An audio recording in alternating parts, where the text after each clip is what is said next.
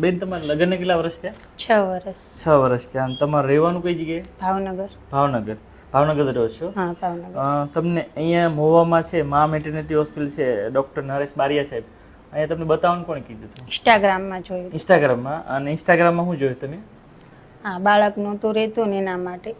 નહોતું રહેતું એના માટે. ને અત્યાર સુધી છે તમે કેટલાક ડૉક્ટરને બતાવ્યું હતું?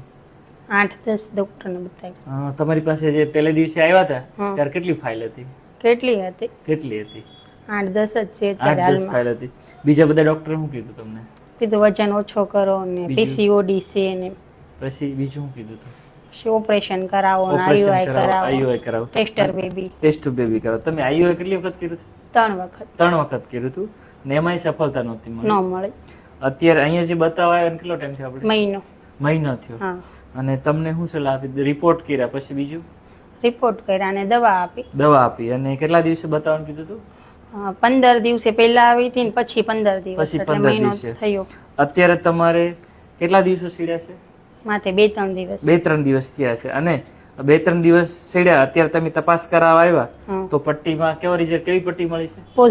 પોઝિટિવ પટ્ટી. અને આપણે જે લોહીનો રિપોર્ટ કર્યો છે તો લોહીનો રિપોર્ટમાં પોઝિટિવ આવે છે, એટલે કે પ્રેગ્નન્સી હોય 100%. બીટા HCG છે એ 415 એટલે કે 415 આવે છે. એટલે એનો મતલબ એ કે યુપીટી પોઝિટિવ છે અને લોહીના રિપોર્ટમાં બી પોઝિટિવ છે. તો તમે હવે બીજા કોઈ પેશન્ટ આવે તમારે જેવા હોય કે ભાઈ એને પ્રેગ્નન્સી ના રૂકાતી હોય તો બારિયા સાહેબની સલાહ આપશો કે નહીં આપો? હા, આપીશ. તમે શું કહો છો? તમારે તો છોકરી થાય તો તમને કેવું લાગ્યું? તમે બેનના શું થાવ છો? સાસુ છો. તમને કેવું લાગ્યું? સરસ લાગ્યું ને? તમે શું થાવ છો બેનના? બેન થાવ છો. તમને કેવું લાગ્યું? મોટા બેન છે તમારથી? તો કેટલા વર્ષો દવા લેતા તમને યાદ છે?